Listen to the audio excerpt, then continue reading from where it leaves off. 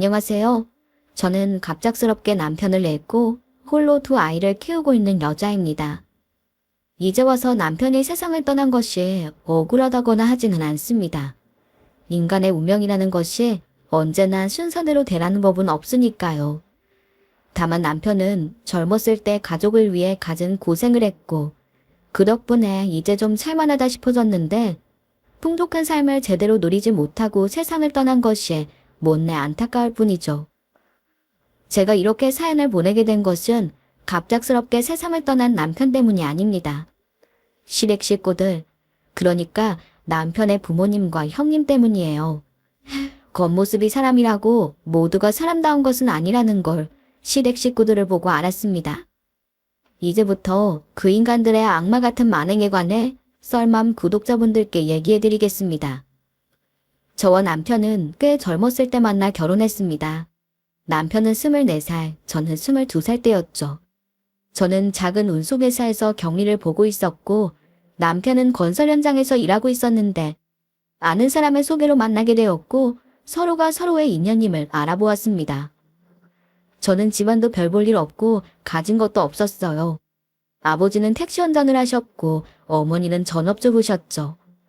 먹고 살지도 못할 만큼 어려웠던 건 아니었지만 빈말로라도 넉넉하다고는 할 수 없었습니다. 저 또한 전문대를 나와 작은 회사에서 일하고 있었고요. 하지만 남편은 상황이 좀 달랐습니다. 가진 게 없는 건 저나 남편이나 마찬가지였지만 남편의 집안이 어려운 건 아니었어요. 남편의 어머니는 전업주부였지만 아버지가 중소기업의 준역이었거든요. 대기업처럼 연봉이 많은 것은 아니었지만 꽤 풍족했던 것만은 사실이었습니다. 하지만 두 아들 중 막내였던 남편은 그런 부모님의 지원을 하나도 받지 못했어요.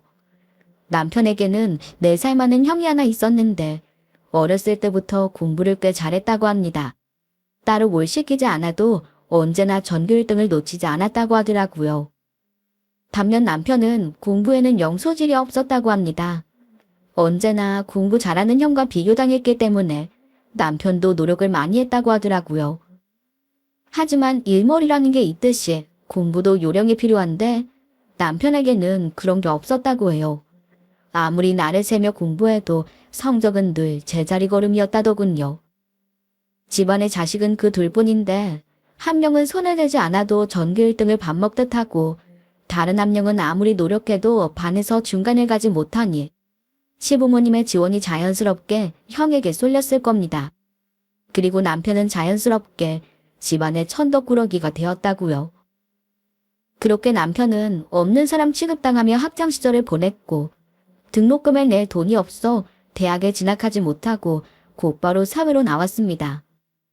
요즘은 더하지만 당시에도 고졸이 할 수 있는 일은 그렇게 많지 않았어요. 남편은 돈 되는 일이라면 닥치는 대로 하면서 돈을 모았다고 합니다. 그러다 우연히 건설 현장 일을 시작하게 되면서 자기 천직을 찾았지요. 그렇게 저희는 철없을 때 만나 일찍 결혼했습니다.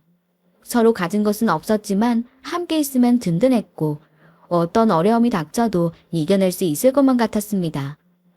다만 다른 사람들처럼 모두의 축복을 받는 결혼은 아니었어요. 저희 부모님이야 당연히 좋아하셨지만 시부모님은 그렇지 않았습니다. 정확히는 아예 관심 자체가 없었다고 하는 게 맞겠네요. 몇 번을 찾아가 부탁드린 덕에 상견례를 치르고 예식까지 올리긴 했지만 결혼 준비 과정에서 시부모는 어떤 관여도 하지 않았습니다. 심지어 결혼식에도 참석하지 않겠다는 걸 남편이 사정사정해서 참석하게 했을 정도였네요. 결혼 후 저희는 작은 원룸에 살면서 열심히 돈을 모았습니다. 남들이 보기엔 참 보잘것없고 빈곤한 삶이었지만 저희에게는 꿈이었어요. 건설 현장에서 일하던 남편은 언젠가 자기 사업을 하고 싶어 했습니다. 남편은 22살 때부터 건설 현장에서 일했는데 어느 순간부터 어떻게 하면 돈을 벌 수 있을지가 보이더래요. 어디에 건물을 올려야 부가가치가 높을지, 어떤 건물을 지어야 이목을 끌 수 있을지가 보이더랍니다. 다만 가진 게 없어서 시작을 못하고 있었을 뿐이었죠. 저는 그런 남편을 믿었습니다. 남편은 자기 자신에게 정말 충실하고 솔직한 사람이었어요. 말 한마디도 허투루 하는 법이 없었는데 그런 사람이 가진 꿈이 얼마나 단단할지 굳이 확인할 필요도 없었지요. 저와 남편은 그렇게 꿈을 향해 하루하루 열심히 살아갔고 30살이 되던 해에 드디어 작은 건설회사를 차리게 되었네요. 어렵사리 회사를 차리긴 했지만 실제 운영은 완전히 다른 이야기였습니다. 아무 배경도 없고 규모도 워낙 작아서 남편이 대표를 하고 제가 격리를 맡는데 정말 우여곡절이 너무나 많았어요. 그래도 회사를 세우고 곧바로는 일감이 좀 있었습니다. 남편이 현장에서 만들어둔 인맥 덕분이었죠. 하지만 인맥을 활용한 일감은 금세 바닥을 드러내더군요. 돌이켜보면 정말 두 번은 못할 짓이었어요. 일감이 없어 거의 반년 가까이 모아둔 돈을 까먹으며 살기도 했고 발주처가 부도나는 바람에 공사 대금을 받지 못해서 거액의 빚을 진 적도 있었어요. 어렵사리 들여온 수입자재에 문제가 생겨 전부 폐기했던 일도 있었고 인부들이 단체로 공사를 거부해서 현장이 완전히 멈춰버린 적도 있었습니다. 그 모든 일을 다 이야기하자면 아마 끝도 없을 거예요. 그렇게 저희 부부는 죽을 둥 살둥 해가면서도 어떻게든 회사가 쓰러지지 않도록 노력했습니다. 20대 후반만 해도 새카맣던 남편의 머리카락이 30대 중반이 되면서 온통 흰머리로 변해버릴 정도였으니 더 설명할 필요도 없을 겁니다. 그래도 저희 부부는 쓰러지지 않았습니다. 갖은 고생을 하면서도 어떻게든 다시 일어났고 이젠 정말 끝장이라고 할 때도 포기하지 않았어요. 그렇게 10년을 견디고 나니 어느 순간 회사가 성장해 있고 안정권에 들어가 있더군요. 남편과 저 단 둘밖에 없던 회사에 수십 명의 직원들이 생겼고 일감이 없어 걱정하던 때가 무색하게 몇 달치 스케줄이 빡빡하게 채워졌습니다. 대기업에 비할 바는 아니었지만 나름 업계에선 이름이 알려졌고 그때쯤 되어서야 저희 부부의 삶에도 여유가 생기게 되었습니다. 한번 회사가 자리를 잡으니 재산이 불어나는 게 눈에 보일 정도였어요. 전세를 전전하던 저희 부부가 어느새 공동명의 아파트를 갖게 되었고 수도권의 아파트를 갖기가 무섭게 곧 강남의 아파트를 매매로 사게 되었습니다. 하는 일이 건설업이다 보니 아무래도 부동산과는 뗄래야 뗄 수 없는 관계인데 여기저기 공사를 하며 알아둔 곳에 조금씩 땅을 사두었더니 어느새 올라서 큰 돈을 벌게 되었죠. 원룸에서 불에 끼며 살던 때가 꿈처럼 느껴질 정도로 저희 부부는 많은 돈을 벌었습니다. 그리고 그때부터 시댁의 빈대짓이 시작되었죠. 저희 부부가 자리를 잡기 전, 그러니까 회사가 넘어가네 만회하고 있을 때도 시댁은 전혀 아는 체를 하지 않았습니다. 직원들 월급은커녕 당장 사무실 임대료도 못 내게 생겼을 때 대기업에 다니는 아주버님께 보험을 부탁드린 적이 있었어요. 아주버님은 한번 알아보겠다고 하셨는데 아주버님과 헤어지고 10분이 채 지나지 않아서 시어머니에게 전화가 왔습니다. 예, 너 큰애한테 돈 빌려달라고 했니? 아, 네. 지금 회사 사정이 너무 어려워서요. 그래도 지난달에 마무리된 공사 대금이 다음 달엔 들어올 테니 딱 한 달만 시끄럽다. 어디 같지도 않은 사업한답시고 우리 큰애한테 빌붙으려 그래? 빌붙는 게 아니라요. 저희가 정말 급해서 그래요. 은행에도 알아봤지만 더는 대출도 안 된다고 하고 제발 한 번만 도와주세요. 누가 너희 보고 사업하라고 칼 들고 협박하니. 깜냥도 안 되는 것들이 사업한다고 거들먹거리다가 지풀에 고꾸라지는 걸 그걸 왜 도와줘? 택도 없는 소리 하지도 말아라. 어머님, 저희 이번 고비 못 넘기면 정말 회사 넘어가요. 저희도 저희지만 직원들은 어떻게 해요? 그거야 니들 사정이지. 왜 자꾸 그걸 우리 집안에 떠넘기려고 하냐고. 내가 분명하게 얘기하는데 너희들 우리 집안에서 10원 한 장 도움받을 생각 마라. 그냥 남남이라고 생각하라고. 은행에서도 그렇게까지 매몰차게 내치지는 않았는데 시어머니는 정말 가족의 정이라고는 눈꽃만큼도 느껴지지 않을 만큼 차갑게 저희 손을 내쳤습니다. 물론 가족끼리 돈 빌려주는 게 잘하는 짓이 아니라는 건 잘 압니다. 하지만 그걸 알면서도 방법이 없어서 손을 벌린 거고 거절한다고 해서 마음이 상하지도 않았을 거예요. 누구나 다 각자 사정이 있는 거고 자기 앞가림 다 하면서 남한테 돈까지 빌려줄 수 있는 사람이 많지는 않으니까요. 하지만 그런 걸 다 감안하더라도 시어머니의 반응은 너무했습니다. 그냥 사정이 여의치 않아서 못 도와준다고 하면 될 것을 시키지도 않은 사업을 해서 집안에 노를 끼친다라니. 그분들이 보기에 남편과 저는 집안의 짐일 뿐이었네요. 그 후로도 간혹 시댁 식구들과 연락을 주고받긴 했지만 기본적으로 시부모님과 아주버님은 저희 부부의 일에 일절 관심을 두지 않았습니다. 아니, 정확하게 말하자면 저희를 무시했어요. 저희가 어려울 땐 남들보다 더 철저하게 모른 척했고 명절에 인사를 가도 길 지나가는 사람 대하듯 대면대면했죠. 그런데 회사가 살아나고 저희 부부에게 경제적인 여유가 생기면서 시댁 식구들이 돌변했습니다. 평소 제가 먼저 전화해도 잘 연결되지 않던 시어머니가 하루는 먼저 전화를 했더군요. 어머님? 어쩐 일이세요? 어쩐 일이냐니? 내가 뭐 못할 때 전화했니? 아니요, 그런 말씀이 아니라. 쓸데없는 소리는 됐고 너희 이번 주말에 집에 좀 들러라. 시댁에요? 무슨 일이 있으세요? 너는 시댁에 꼭 무슨 일이 있어야 들러니? 아니요, 그런 게 아니라 평소 저희가 간다고 해도 못 오게 하셔서. 그래서 지금 안 오겠다는 거니? 아니요. 가겠습니다. 생전 연락도 안 하던 사람이 먼저 전화한 것도 의아했지만 이유도 없이 집으로 찾아오라고 하니 어쩔 수 없이 고개를 갸웃거릴 수밖에 없었습니다. 하지만 이미 가겠다고 했으니 남편에게도 이야기했죠. 그러자 남편은 모처럼 환하게 웃더군요. 어머니가 먼저 오라고 하셨다고? 그렇다니까. 참 별일이지. 그러게. 그래도 난 기분이 좀 좋네. 뭐가 기분이 좋아? 난 내가 우리 집안에서 없는 사람 취급받는다고 생각했거든. 근데 어머니 반응 보니까 그런 건 아니었나 봐. 참, 당신도. 내일은 백화점에 좀 들러야겠어. 식구들 선물도 좀 사고 그래야지. 무슨 소풍 전날처럼 기대되네. 남편은 시어머니가 먼저 오라고 했다는 사실 자체만으로도 너무나 행복했습니다. 하지만 전 그 모습이 너무 안타까웠어요. 남도 아니고 자기 친어머니가 오라고 했다는 사실만으로 그렇게 좋아한다는 건 그만큼 남편이 식구들에게 무시당하고 있었다는 뜻이기도 했으니까요. 물론 남편에게 그런 내색은 절대 안 했지만 안타까운 마음은 감출 수가 없었습니다. 그런데 오랜만에 만난 시댁 식구들의 반응은 저나 남편의 생각과는 전혀 달랐습니다. 어머니, 이거 받으세요. 어머니 가방 하나 샀어요. 남편은 시댁에 도착하자마자 선물 보따리를 풀어놓았습니다. 시아버지에게는 구두를, 시어머니에게는 가방을, 그리고 아주버님에게는 지갑을 선물했죠. 하나같이 무척 비싼 명품들이었습니다. 그런데 선물을 받은 시어머니의 반응이 영 이상했습니다. 너는 왜 시키지도 않은 선물을 사오니? 가방? 이깟 가방으로 뭐 어쩌라고? 가방이 마음에 안 드세요?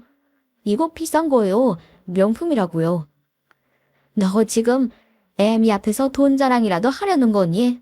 일 없다. 먹지도 못하는 가방으로 뭘 어쩌라고? 선물 살 돈 있으면 그냥 돈으로 줘라. 네, 돈이요? 그간 저희 부부가 시부모님께 용돈을 안 드린 건 아니었습니다. 한참 어려울 때에도 시부모님 용돈은 빼먹지 않고 보내드렸고 회사가 안정된 후에는 전보다 훨씬 많이 보내드렸어요. 하지만 시부모님은 단 한 번도 고맙다거나 하는 말이 없었습니다. 정말 힘들었을 때 용돈이 좀 늦어지니 왜 돈 안 보내냐고 따진 적은 있었지만요. 그런데 그 용돈 다 받아놓고 이제 와서 또 돈 타령이라니. 남편은 그저 예상하지 못한 시어머니의 반응에 당황한 것 같았지만 저는 맥이 탁 풀리고 말았습니다. 그리고 그것의 시작으로 시부모님과 아주버니의 돈 타령이 시작되었죠. 시아버지는 은퇴 후 할 일이 없다며 골프라도 치게 회원권 끊을 돈을 요구하셨고 시어머니는 사는 집이 너무 낡았다며 리모델링할 돈을 요구하셨습니다. 심지어 아주버님은 회사 생활에 비전이 안 보인다며 남편처럼 사업을 하고 싶다고 사업 자금을 요구하시더군요. 시댁 식구들은 우리가 무슨 돼지 저금통처럼 보이는 모양이었어요. 입을 벌릴 때마다 돈돈하는 식구들 때문에 남편의 안색은 점점 어두워졌지만 그 사람들은 전혀 신경 쓰지 않았습니다. 너 표정이 왜 그러냐? 설마 우리한테 돈 주는 게 아까워서 그러냐? 아니에요, 어머니. 제가 왜 그 돈을 아까워하겠어요. 좀 갑작스러워서 그래요. 돈 필요한 일이 뭐 예고하고 찾아온다니? 돈이야 언제든 갑자기 필요한 거지. 그렇기는 한데 생각할 시간을 좀 주세요. 뭐 생각할 시간? 너 지금 가족들 돈 주기 아까워서 시간 끄는 거야?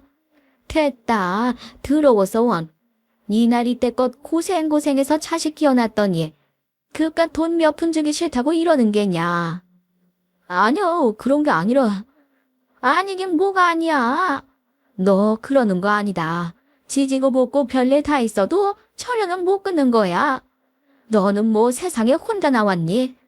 너 지금 이만큼 하고 사는 게 다 부모덕이라는 걸 왜 몰라?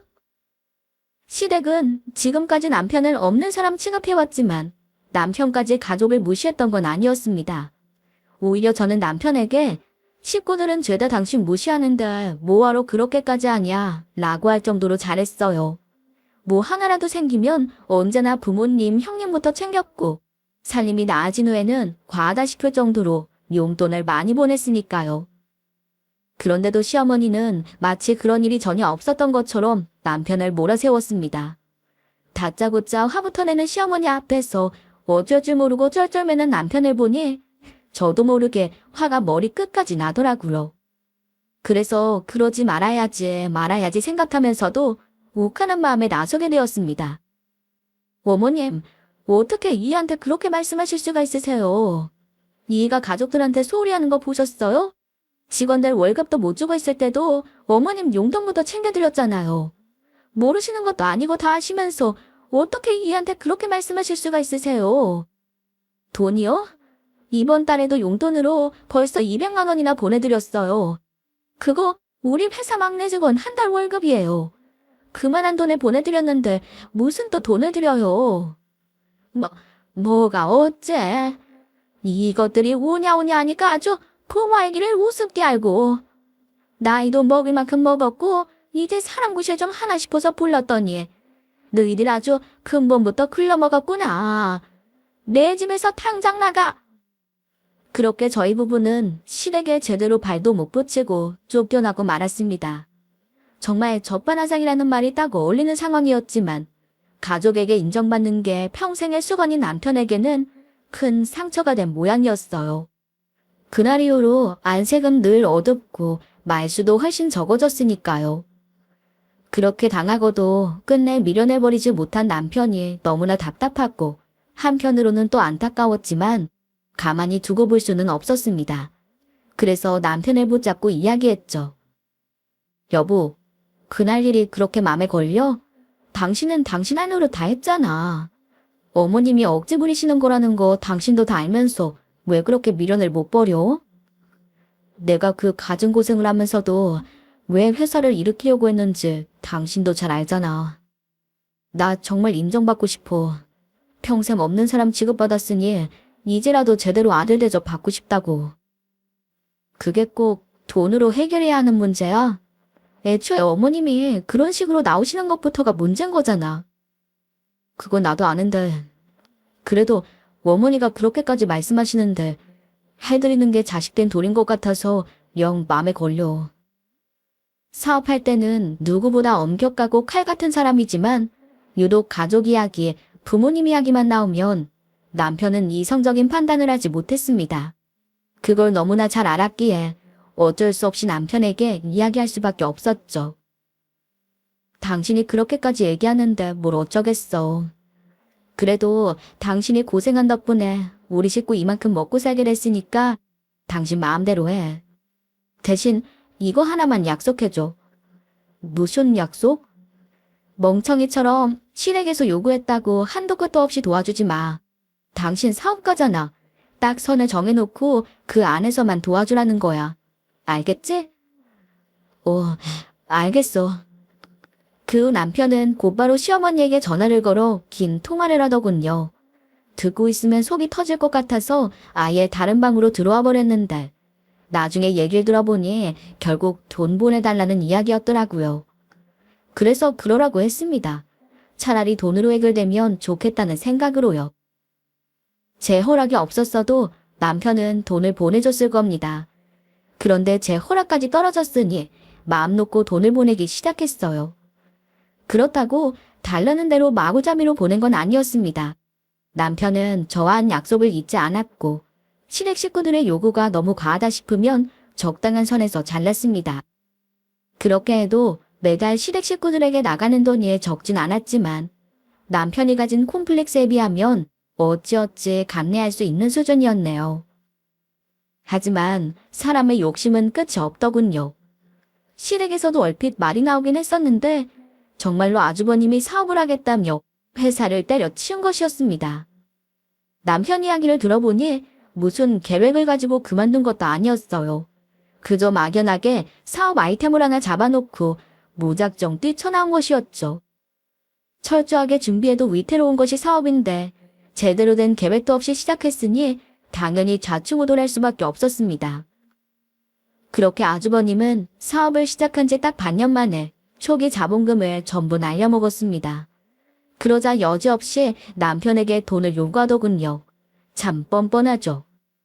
저희가 힘들 때는 시어머니를 앞세워서 매몰차게 거절하더니 자기가 어려워지니까 무슨 맡겨놓은 돈 찾아가는 사람처럼 당당하게 남편에게 돈을 요구했습니다. 그것도 무려 10억이나 되는 큰돈을 말입니다. 지금도 기억나는 게 그날 아주버님이 저희 집에 찾아와 남편에게 다짜고짜 10억을 요구했어요. 상황이 그쯤 되니까 착하던 남편도 황당해하더군요.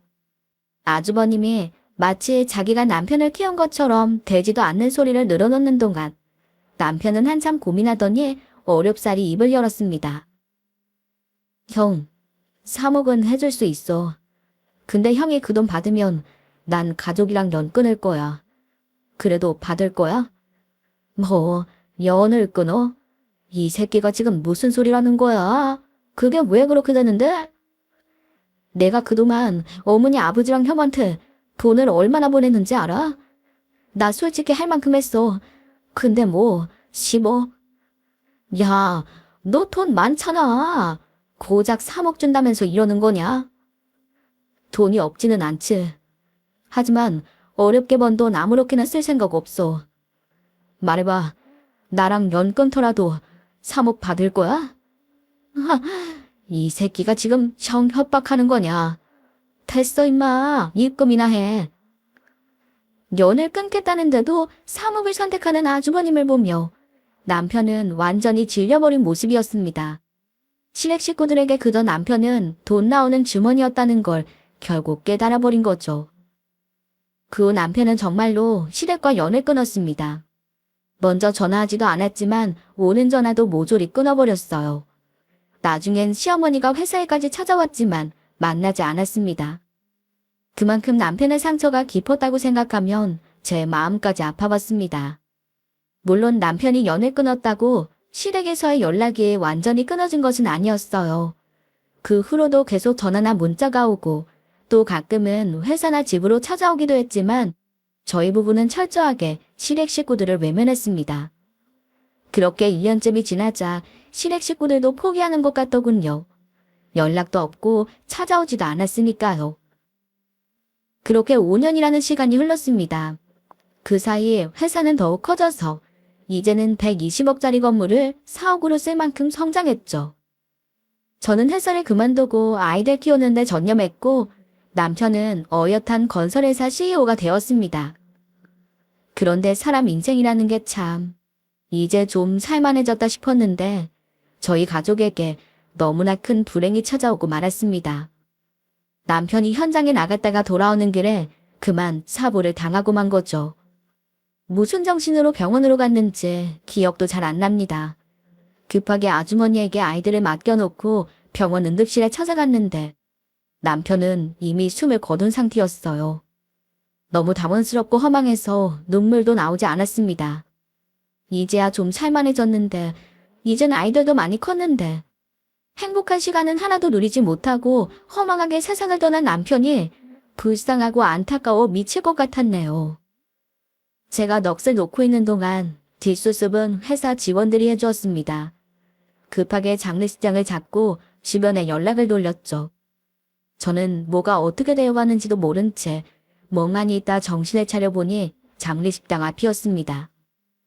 그런데 아직 빈소가 차려진 지 얼마 안 돼서 오는 사람도 없었는데 그곳엔 난데없이 불청객이 찾아왔습니다. 바로 시댁 식구들이 들이닥친 것이었어요. 자기 아들의 빈소인데도 시어머니는 아들부터 찾는 게 아니라 돈부터 찾았습니다. 우리 아들 재산 다 어딨어? 빨리 우리 아들 유산 내놔. 그 모습을 보는데 그동안 억눌러왔던 분노가 한꺼번에 터져나왔습니다. 어디서 그런 기력이 나왔는지 저도 모르게 고래고래 소리를 질렀죠. 야, 이 인간 같지도 않은 것들아. 지금 여기서 돈 얘기가 나와. 이게 어디다 대고 반말이야. 야, 너 같은 거 필요 없으니까 가서 돈 가져와. 그게 당신 돈이야? 우리 남편이 피땀 흘려 번 돈이라고. 그러니까 가져오라는 거 아니야. 내 아들이야. 내가 키운 내 아들이라고. 내 아들이 번 돈이니까 당연히 내 돈이지. 저는 없는 기력을 쥐었다네 시댁 식구들을 밖으로 밀어내려고 했습니다.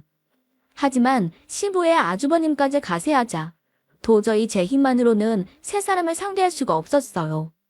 그들은 마치 불도저처럼 저를 밀어제치고 더러운 구두발을 빈소에 들이밀었습니다. 다 필요 없고 건물만 내놔. 그 120억짜리 사옥만 내놓으면 순순히 갈 테니까 내놓으라고. 당신들 미쳤어. 그거 회사 건물이야. 그걸 당신한테 왜 줘? 이게 그래도. 저는 시모에게 머리채를 쥐어뜯기면서도 끝까지 그 사람들을 막았습니다. 원래도 약한 상복은 어느새 넝마 조각이 되었고 머리는 산발이 되었죠. 때마침 남편의 염을 준비하기 위해 왔던 장의사가 나타나지 않았더라면 몸도 섬지 못했을 겁니다. 저 상주님, 아무래도 직접 오셔서 한번 봐주셔야 할 것 같은데요. 장의사의 말에 저보다 시댁 식구들이 먼저 반응했습니다. 왜요? 시신에서 뭐 나왔어요? 피 싸 보이는 거예요? 정신나간 시모의 말에 장의사는 잠시 미간을 찌푸렸지만 이내 용건을 이야기했습니다. 그게 고인이 입었던 옷에 종이 같은 게 있는데 혹시 유서 같은 게 아닌가 했어요. 한번 직접 와서 봐주셔야 할 것 같습니다. 유서라는 말에 갑자기 시댁 식구들의 눈이 돌아가는 소리가 들리더군요. 그 사람들도 바보가 아니고서야 남편이 자기 재산을 시댁 식구들에게 주겠다는 내용으로 유서를 썼을 리가 없으니 먼저 가서 처리해버려야겠다고 생각한 것 같았습니다. 시모는 저를 그대로 내팽개치더니 장의사의 등을 떠밀며 앞장섰습니다. 죽을 날을 아는 것도 아니고 남편의 품에 있는 게 정말 유서할 리는 없겠지만 혹시나 하는 맘에 저도 황급히 그들을 따라 나섰죠. 그런데 그곳에서 정말 천인공로할 일을 목격하고 말았습니다. 아니 이보세요. 지금 무슨 짓을 하시는 겁니까? 고인 가족분들 아니에요. 가족이니까 이러지. 좀 비켜봐요. 시모는 눈까지 뻘개진 채 미친 사람처럼 남편의 시신 이곳저곳을 더듬었습니다. 아무리 돈이 좋아도 그렇지 다른 사람도 아니고 자기 아들 시신을 욕보이는 시모가 제 눈에는 사람처럼 보이지 않았어요. 시모가 날뛰자 처음엔 꺼림직해하던 시모와 아주버님도 덩달아 시신을 더듬었습니다. 저는 어떻게든 그 사람들을 말리려고 했지만 역부족이었어요. 그런데 그때 지금 생각해도 너무나 어처구니 없는 일이 일어났습니다. 시모가 남편 시신의 왼쪽 바지 주머니를 뒤지고 있었는데 갑자기 남편의 손이 시모의 손목을 꽉 잡은 것이었죠. 시모는 어찌나 놀랐는지 비명도 지르지 못한 채 새파랗게 질려서는 바들바들 떨고 있더군요. 그 모습을 본 저나 다른 사람들도 놀라 얼어붙기는 마찬가지였습니다. 시신이 움직이다니 누구도 생각하지 못한 상황이었으니까요. 숨소리도 내지 못한 채 바싹 얼어붙었던 시모의 아랫도리가 점점 비린내 나는 무언가로 젖어가고 있을 때 아주버님이 움직였습니다. 놔, 놓으라고 이 새끼야. 안 놔. 아주버님은 시신의 팔을 잡아 뜯을 기세로 달려들었습니다. 그러자 시무의 손목을 잡은 손은 금세 풀어졌죠. 하지만 그 과정에서 시신을 덮은 천이 움직이며 시신의 얼굴이 드러났습니다. 남편의 눈은 부릅 떠져 있었고 그 시선은 시모와 아주버님에게 향해 있었어요. 그때 황당하다는 표정으로 지켜보던 장의사가 저주하듯 시댁 식구들을 향해 말했습니다. 당신들 죗값 제대로 받겠군. 그러자 미친 사람처럼 시신을 더듬던 시댁 식구들도 그제야 정신을 차리는 것 같았습니다. 아니, 오히려 정신을 차린 게 아니라 더 미쳤다고 하는 게 맞겠네요. 겁먹은 세 사람이 떠나가라 비명을 지르며 장례식장에서 도망쳤으니까요. 놀란 건 저도 마찬가지였습니다. 남편의 죽음을 받아들이기도 전에 너무나 많은 일이 일어난 탓에 뭐가 어떻게 되어가는 건지 알 수가 없었어요. 그런데 장의사가 사정을 설명해 주더군요. 사후 경직이라고 죽은 지 얼마 안 되는 시신의 몸이 갑자기 굳는 시기가 있습니다. 장의사가 아니면 보통은 볼 일이 없는데 좀 무섭긴 하죠. 저도 처음 봤을 때 얼마나 놀랐는지 며칠 동안 밥도 못 먹고 잠도 못 잤습니다. 아마 저 사람들 자기들이 지은 죄도 있으니 당분간은 매일 꿈에서 같은 일을 겪을 겁니다.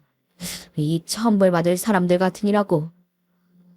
장의사 말로는 시신에서 발생하는 자연스러운 일이라고 하더군요. 설마 했는데 남편이 살아난 것은 아니었던 겁니다.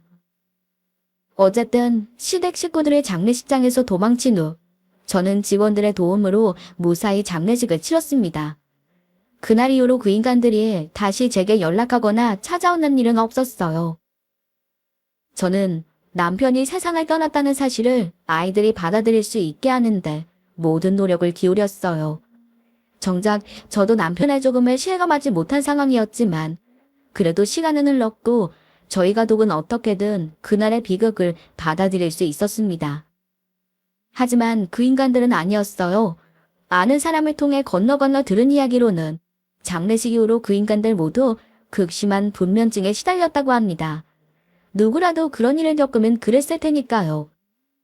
하지만 그 인간들이 받은 벌은 그것만이 아니었습니다.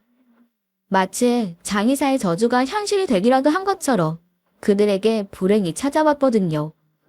시신에게 손목을 붙들린 시모는 그날 이후 정신을 놓고 반편이가 되었습니다. 치매는 아니라는데도 말도 못하고 언제나 입을 해 벌린 상태라서 늘 침을 질질 흘리고 다닌다고 하더라고요.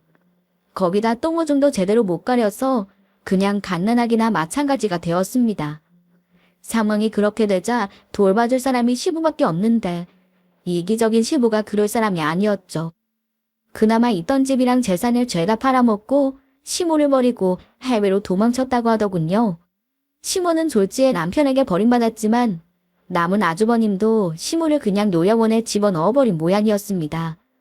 그래놓고는 사업한답시고 흥청망청 돈을 쓰다 꽃뱀한테 제대로 몰려서 간이고 쓸개고 다 빼앗겼다는 것 같았네요. 마지막에 들은 소식으로는 회사가 부도나고 사채업자에게 쫓겨나 담덕했다는데 죽었는지 살았는지 알 길은 없었습니다. 사필 기정이라는 게 괜히 있는 말은 아닐 겁니다. 인간으로 태어났다고 다 같은 인간이 아니에요. 인간이 인간 취급을 받으려면 인간다운 모습을 갖춰야죠. 하지만 그들은 짐승보다 더 짐승 같았고 그 결과로 제대로 죗값을 받게 되었네요. 지금까지 긴 이야기 들어주셔서 감사합니다.